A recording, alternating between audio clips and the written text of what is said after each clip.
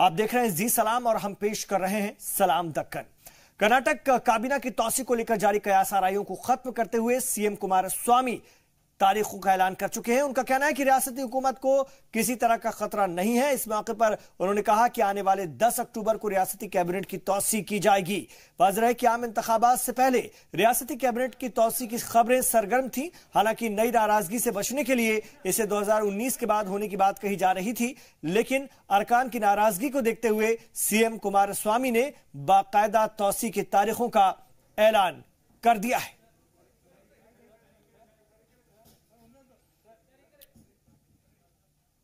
और इधर कर्नाटक में कांग्रेस जेडीएस इत्तेहाद को कामयाबी मिलने का सिलसिला जारी है। कांग्रेस के गंगांबिक मल्लिकार्जुन को बेंगलुरु का नया मेयर मुंतखब किया गया है, जबकि जेडीएस के उमा शंकर डिप्टी मेयर चुने गए हैं। जयनगर वार्ड के रुकन मल्लिकार्जुन को 130 वोट मिले, जबकि डिप्टी मेयर के लिए उमा शंकर को 129 वोट हासिल हुए। बीजेपी के वॉकआउट करने से उनके मेयर उम्मीदवार को एक भी वोट हासिल नहीं हुआ। तो आपको बता दें कि कर्नाटक में कांग्रेस जेडीएस इत्तेहाद को बड़ी कामयाबियां मिल रही हैं और ये सिलसिला जारी है। कांग्रेस के गंगांबिक मल्लिकार्जुन को बेंगलुरु का नया मेयर मुंतखब किया गया है। शाहिद काजी हमारे रिपोर्टर इस वक्त बेंगलुरु से फोन लाइन पर हमारे साथ हैं। जी, जानना चाहेंगे एक और बड़ी कामयाबी इस इत्तेहाद के लिए। जी इमरान, देखिए हाल ही में जो है काउंसिल के इंतखाबात हुए थे, जिसमें बड़ी कामयाबी कांग्रेस को मिली थी। जो है दोबारा जो है कांग्रेस और जेडीएस के लिए खुशी की बात है कि वो दोबारा मेयर बनाने में कामयाब हुए हैं। और इस बार के इलेक्शन में, बीबीएमपी के इलेक्शन में कहीं ना कहीं एक इख्तलाफ का माहौल बना रहा, एक लफ्जी झड़पें हुई और उसके बाद आखिरकार जब बीजेपी वॉकआउट कर चली गई और सीधे जो है बिला मुकाबला जो है दोनों मेयर और डिप्टी मेयर जो है मुंतखब हो गए। तो ये कहीं ना कहीं एक बहुत बड़ी कामयाबी है कांग्रेस और जेडीएस के लिए, मखलूत हुकूमत के लिए। और लगातार जो परफॉर्मेंस है दोनों हुकूमतों का, दोनों पार्टियों का हुकूमत में कहीं ना कहीं एक अच्छा परफॉर्मेंस देखने को मिल रहा है। हाल ही में सीएम सिद्धरामैया ने, सीएम कुमारस्वामी ने भी कहा था कि हुकूमत से आवाम खुश है, खास करके किसान खुश हैं क्योंकि उनका जो कर्जे हैं वो माफ कर दिए गए हैं। उसके बाद जिस तरह से उनकी सहूलियात देनी चाहिए, हुकूमत पूरा संजीदगी के साथ जो है उनके साथ खड़ी है और काम कर रही है और पूरे 5 साल तक ये हुकूमत चलेगी। ये भी जानना चाहेंगे, कैबिनेट की तौसी का भी मामला सामने आ गया है। वजीर आला ने बाकायदा तारीख का ऐलान भी कर दिया है। एक बड़ा चैलेंज, लेकिन हम बार बार बता रहे हैं अपने नाजरीन को और लगातार आपके जरिए कि किस तरह से चैलेंज है और इस तौसी के बाद भी बड़ी नाराजगियां झेलनी है। जी इमरान, देखिए तौसी का जहां तक मामला है, ये बहुत ही जो है मुश्किल काम है इस हुकूमत के लिए, क्योंकि जब सारे वजारत के जो नशिस्तें हैं जब वो पूरी हो जाएंगी, जब कोई वजारत खाली नहीं रहेगी, उस वक्त जो नाराज होंगे अरकान, उनको संभालना जो है काफी बड़ा चैलेंज होगा। हालांकि बोर्ड कॉर्पोरेशन के जरिए भी जो है उनको उन लोगों को कंट्रोल में किया जाएगा। फिलहाल जो है 36 बोर्ड कॉर्पोरेशन देने का प्लान है। 36 में से 20 तकरीबन अरकान असेंबली को ये बोर्ड कॉर्पोरेशन दिए जा रहे हैं। लेकिन आने वाले दिनों में जिस तरह से एक नाराजगी होगी वजारत को लेकर, जितने भी लोग उम्मीदवार हैं कि वो इस बार के एक्सपेंशन में उन्हें जगह मिलने वाली है, जब उन्हें जगह नहीं मिलेगी, वो जो मायूस होंगे, उस वक्त जो है उन्हें कंट्रोल करना ये बड़ा चैलेंज का काम होगा हुकूमत के लिए। देखना होगा कि किस तरह हुकूमत जो है इस मामले में हल कर लेगी। ठीक है, शुक्रिया शाहिद काजी आपका इस पूरी जानकारी के लिए बेंगलुरु से।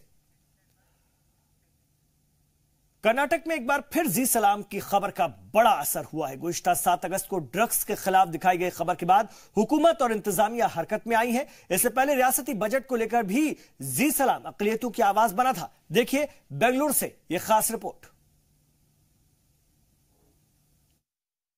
खुशी इस बात की है कि जी इस्लाम के कवरेज और जो लिंक व्हाट्सएप के ज़रिए से और दूसरे दीगर ज़राए के ज़रिए से वो इतना आम हुआ 10-12 दिन के अंदर असेंबली के अंदर इसके नशे के जो रोकथाम के लिए चर्चा हुआ।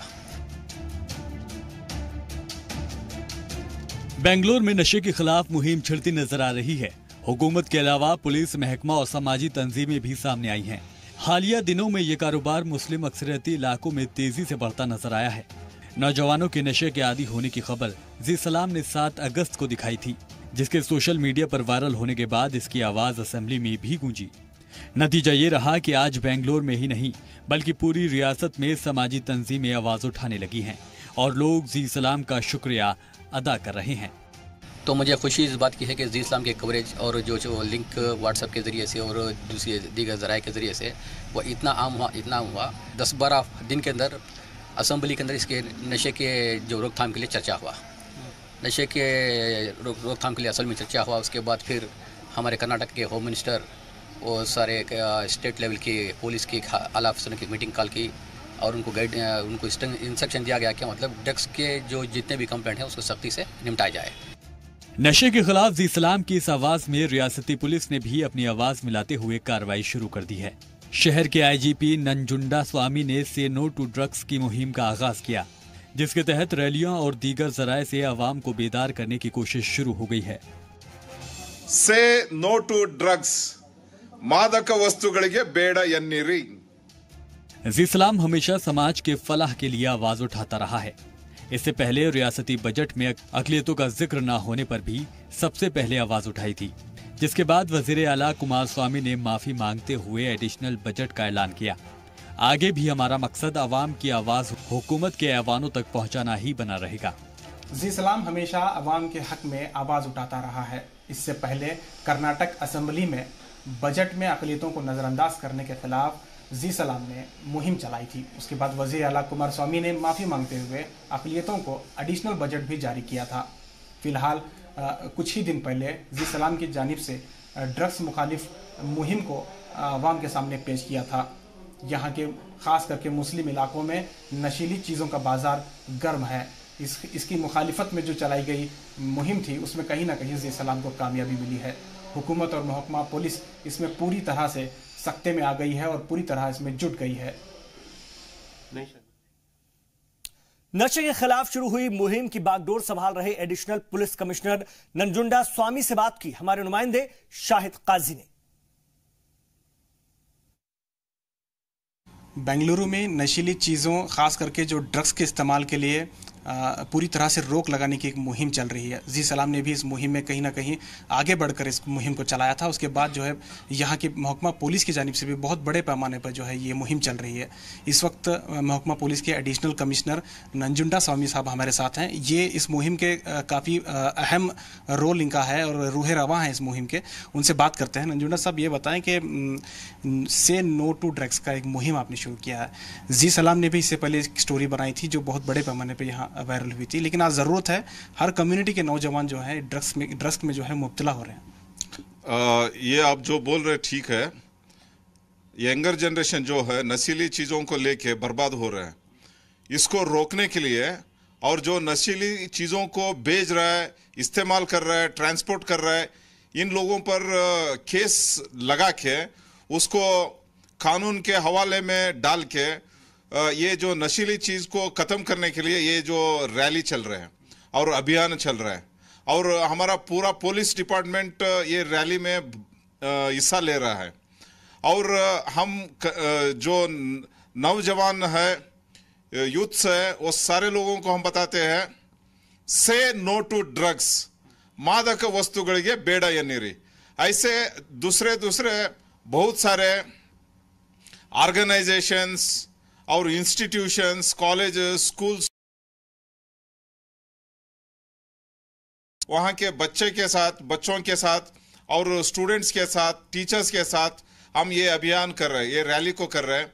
हमारे साथ बहुत ऑर्गेनाइजेशंस मिल गए हैं और we all are fighting against the drugs and this has become what should I say a very good rally against the drugs and it is creating a very good awareness among the people against the drugs. Sir एक बात ये बताएं कि drugs में बहुत तरह के drugs हैं। यहाँ पे हमने जब स्टोरी की थी तो हमने देखा था कि कोई पेट्रोल से अपनी मतलब नशा कर रहा है, कोई जो दवाइयाँ आती हैं, मेडिसिन है, उससे दवाएं वो कर रहा है, तो उसे कैसे रोक सकते हैं? पहले क्या है, लोगों को बताना होगा कि ये इलीगल है, ये ठीक नहीं है। और दूसरा चीज है ये उनका हेल्थ पर असर पड़ेगा। और तीसरा है ये this is as it is illegal, police and the other authorities who have a power to take cases against them, they will act upon them sir इसके पीछे एक बड़ा माफिया भी है, कहीं ना कहीं जो ड्रग्स हैं उसको सेल करने के लिए एक बहुत बड़ा माफिया भी है। इसको रोकने के लिए पुलिस क्या कर रही है? ये पुलिस तो बहुत बढ़िया काम कर रहा है। वैसे लोगों पर केस लगा रहे हैं और प्रोसिक्यूशन भी चल रहा है and all necessary action under the law of the land अब पुलिस डिपार्टमेंट कर रहा है। तो आने वाले दिनों में खास करके जो टैनी रोड का इलाका है, हमने देखा था कि वहाँ बहुत सारे लोग जो है ग्रुप बना के ड्रग्स लेते हैं डेली, और उनको रोकने जो जाते हैं लोग वहाँ पे उनको अटैक कर रहे हैं वहाँ के लोग, उन लोगों को। तो उसके लिए कोई पुलिस का खास प्रोटेक्शन भी मिलना चाहिए वहाँ के सिटीजन्स को। Yes, you inform us, your information, your identity will be protected and will take action. Thank you, बहुत बहुत शुक्रिया। नंजुंडा साहब जो है पूरी तरह से इस मुहिम में जुटे हुए हैं। वो चाहते हैं कि किसी भी कीमत पे जो है बेंगलुरु और कर्नाटक में ड्रग्स का खात्मा हो और यहाँ के नौजवान सेहतमंद हो। कैमरा पर्सन समीर के साथ शाहिद काजी, जी मीडिया, बेंगलुरु। सुप्रीम कोर्ट ने आज तारीखी फैसला सुनाते हुए सबरीमाला मंदिर में खवातीन को जाने की इजाजत दे दी। 5 जजों की बेंच ने 4-1 से फैसला खवातीन के हक में सुनाया है। कोर्ट ने कहा कि अकीदत के नाम पर खवातीन के साथ तफरीक नहीं की जा सकती। चीफ जस्टिस दीपक मिश्रा की सदारत में justice RF Nariman, justice AM Khanwilkar, justice DY Chandrachud ने फैसला खवातीन के हक में दिया है। वाज़ेह है कि 10 से 50 साल की खवातीन को इस मंदिर में दाखिले की इजाजत नहीं थी, लेकिन आज अदालत उज़्मा ने 53 साल से चली आ रही पुरानी रिवायत को खत्म कर दिया है। अच्छा फैसला हुआ है और बहुत पहले होना चाहिए था। कोई भी मंदिर केवल एक जात या एक वर्ग या एक सेक्स के लिए नहीं है। अगर मर्द जा सकते हैं तो महिलाएं भी जा सकते हैं। आखिर ये मंदिर है, ये कोई जिमखाना क्लब तो है नहीं कि पहले कह देते थे कि सूट नहीं पहनोगे तो नहीं आ सकते हो, साड़ी नहीं पहनोगे तो नहीं आ सकते हो, संडे में औरत नहीं आ सकती है, इस उम्र पर आ सकते हैं, ये वर्ग कमा सकते हो तो ही आ सकता है। नहीं, ये तो मंदिर है और कुछ लोगों ने इन मंदिरों को क्लब बनाया है। ये जजमेंट उन क्लबों को मंदिर बनाएगा। That is why I told you, this problem is, it is even every temple is having a separate rituals and separate heritage, but now they are following so many years these rules. I don't know, they have to go to the temple only because of Sabarimala only they will be blessed. Appadi kediyadhu, ladies can go, it is not that. But the problem is already crowds and people are going and they are squashed, and now when the ladies will go, they should have a separate identity. It will create problems. But if our Supreme Court says, I am thinking that today a verdict will in favor of ladies.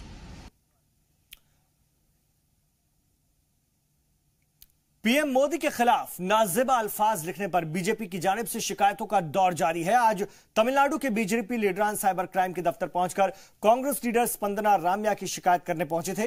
कार्रवाई की मांग करते हुए party leader SR Shekhar ने कहा कि कांग्रेस जमहूरियत की रिवायतें तोड़ती जा रही है। वाज़ेह है कि रफाल डील मामले में बदनवानी का इल्जाम लगाते हुए कांग्रेस सदर ने पीएम मोदी को जिम्मेदार बताया है, जिसके बाद पार्टी लीडर स्पंदना राम्या ने अपने ट्विटर पर पीएम मोदी की तस्वीर के साथ उनके लिए नाज़ेबा अल्फाज का इस्तेमाल किया, जिसके बाद मुल्कगीर पैमाने पर उनके खिलाफ कार्रवाई की मांग शुरू हो गई है।